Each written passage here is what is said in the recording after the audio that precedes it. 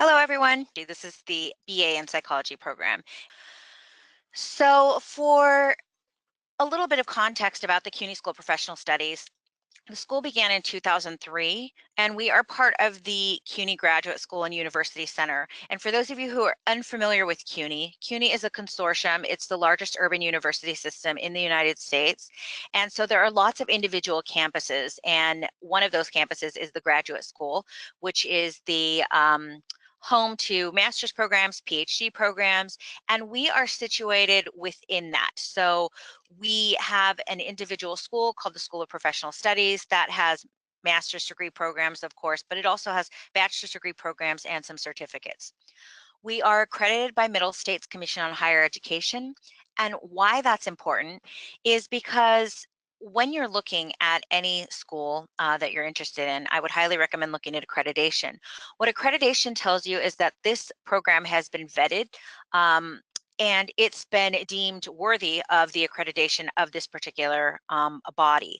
And it's going to let you know that what you're getting is going to be a quality education, that it's going to have rigor, and it's going to prepare you for whatever fields you're going into. It's also going to let you know that that particular school is one that meets all of the different criteria of whether it's the particular granting institution, but also state regulations and other higher ed regulations as well. So a little bit more about SPS. We've added a couple of master's degree programs very recently. So we've been expanding very quickly. So we have a little more, but around 13 or so master's degree programs, 12 bachelor's degree programs, some dual degree programs, and then we also have, as I mentioned, certificate and advanced certificates. We have well over 3,000 students currently enrolled in our degree programs here at SPS. And like any traditional school, we offer financial aid, career services, tutoring, and advisement. But what sets us aside from a lot of schools, including many of the schools at CUNY, or I should say all of the schools at CUNY, we offer a psychology program at the undergraduate and graduate levels that are fully online. So there are some programs that will offer a class or two, but it's very hard to find a accredited institution like CUNY offering a fully online bachelor's in psychology program. So if you're interested in psychology, you're aware that what psychology is looking at is the way that people behave and the way they think and the way they feel about a variety of different things. So there are concentrations in every area of psychology, sports psychology, cognitive psychology, social psychology, I mean, you name it, political psychology, there's something related to psychology. And that's really because so much of what we do is about human behavior and the way that we are engaging with things, either the way we're thinking about them, the way we're feeling about them, or how we're behaving in the particular context. So our particular program has really a foundation where we look at things like motivation and learning and cognition and social behavior and development. And those form the crux of the foundation for the psychology program. And then we build on that. Now, for our program, as I mentioned, we are fully online, but we really focus on degree completion.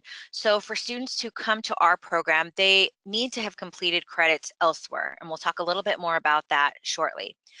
But we gear things toward working adults. So we recognize that while some of our students may be 19, 20, 21 years old, many of our students are much older than that, in their 20s, their 30s, their 40s, and beyond. Many of them have been out in the workforce for a while, and they're now deciding to come back to school, and maybe that's you. But really, that really helps to guide how we think about who our students are, what they're coming to us with, what kind of knowledge base, what kind of experience, and also how we treat students, right? How much hand-holding, if you want to call it, we offer, how much support systems. And we recognize that the needs of students who are older and students who have a lot going on and who have a lot of responsibilities are much different than maybe a student who's more the traditional student, who's younger, who maybe has more free time on their hands, who doesn't have as many responsibilities, and maybe they're going to school full time. Now, we do have students like that, but like I I said, our students tend to be the former that I mentioned. Our courses are taught by academics and practitioners. So the idea is that you're going to be dealing with faculty who have one foot in the academic world, but who also have one foot in the real world, if you want to say. They're working in these fields that they're also teaching about.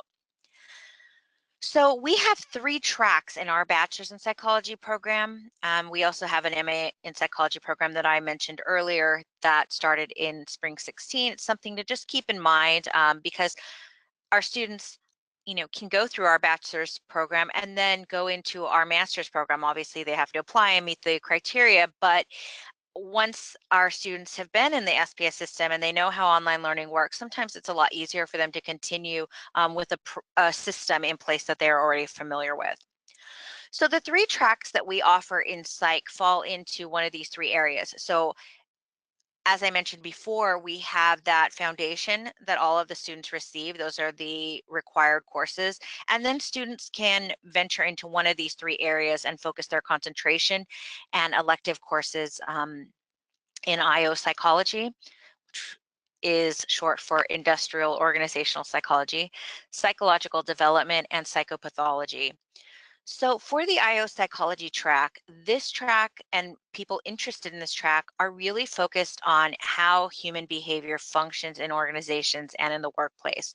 So a lot of people aren't aware that psychology is not just about gauging more of a clinical setting. We'll get to that in a moment. That's more along the psychopathology track.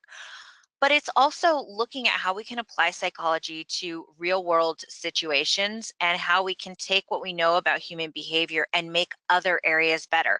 So not just an individual's mental well-being, but how they're functioning in their workplace, looking at productivity in the workplace, motivation, burnout, job satisfaction, etc. So it's really I think about IO as being sort of a meeting of the minds of psychology and business.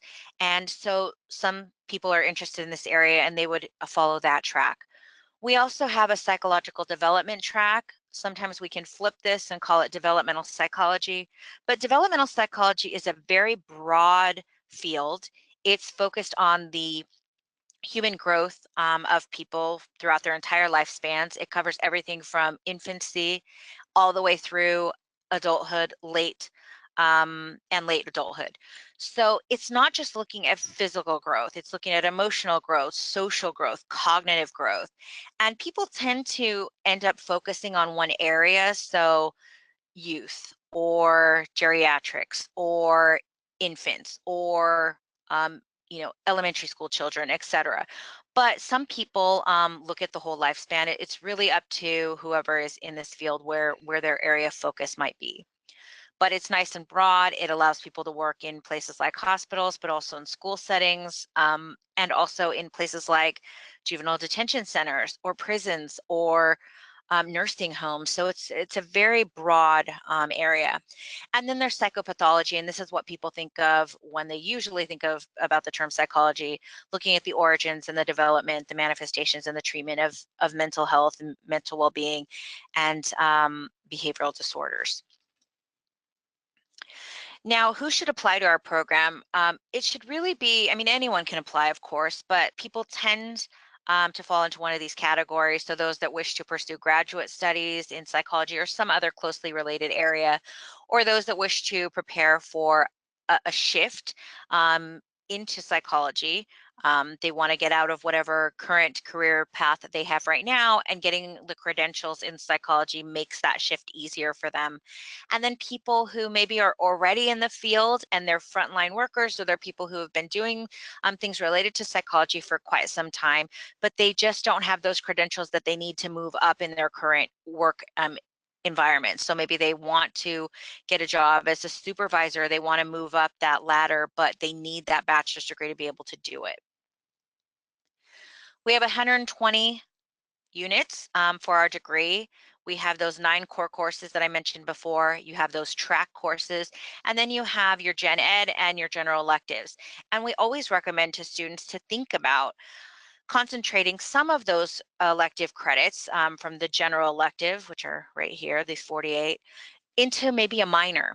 To get a minor in our school, you could minor in disability studies, for example, or in some other area, but you really only need to take 12 of those credits and apply them to walk away with a minor.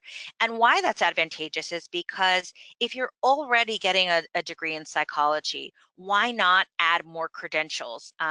Without spending any more money or any more time, because you need to take those general electives anyway. So rather than just spread them out amongst a lot of different fields, you can take 12 of them and concentrate them in one particular area and receive a minor as well.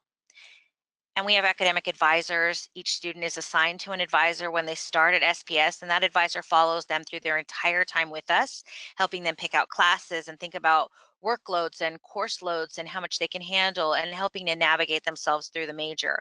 And that academic advisor can help also with stacking credentials and getting a certain number of credits targeted toward a particular minor. So they're there to assist with that. So here are some of the courses that students have to take: general psych, biological basis of behavior, developmental psych, learning and cognition, stats, intro to research methods, social cultural approaches, advanced research methods, and then everyone completes a senior project. But then you have the options to take one of the concentrations.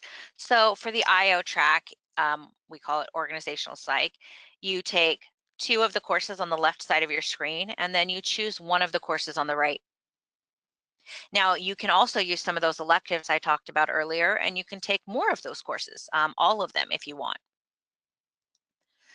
There's the psychological development concentration courses. You'll notice the 2 on the left are the required courses, and then you choose one on the right. And you'll notice some of them have a little bit of overlap from the courses that were offered in the track previously shown. Again, psychopathology, you have the 2 that are required on the left, one on the right. So in terms of applying to the bachelor's program, I had mentioned earlier that all of our students are transfer students. So they've all completed some coursework elsewhere. 24 credits are needed from an accredited college or university. And you see that phrase again, accredited college or university. So it's important when you're looking at a university or a college to ensure that it's accredited, because you want to make sure that those credits, you can use them towards something else. So if you do plan on going to graduate school, they're going to want to see credits from an accredited university. And we have had instances where students have come to us for the master's program where they have not come from an accredited university, and we just cannot accept them. So it's really important to look at accreditation. Students also need to send their transcripts, and those need to indicate a GPA of 2.5 on a 4.0 scale. And then I have listed the link, but the easiest way to find it is to go to the Bachelor's in Psychology program on our website page.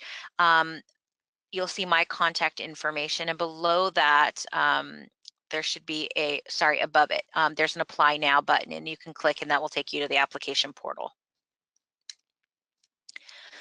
So if you have a chance, you can take a look through some of our areas where psychology graduates can find themselves, mainly human and social services, personnel and training, marketing and market research. A lot of people don't think about marketing and market research as directly related to psychology until they really start to think about what marketing really is.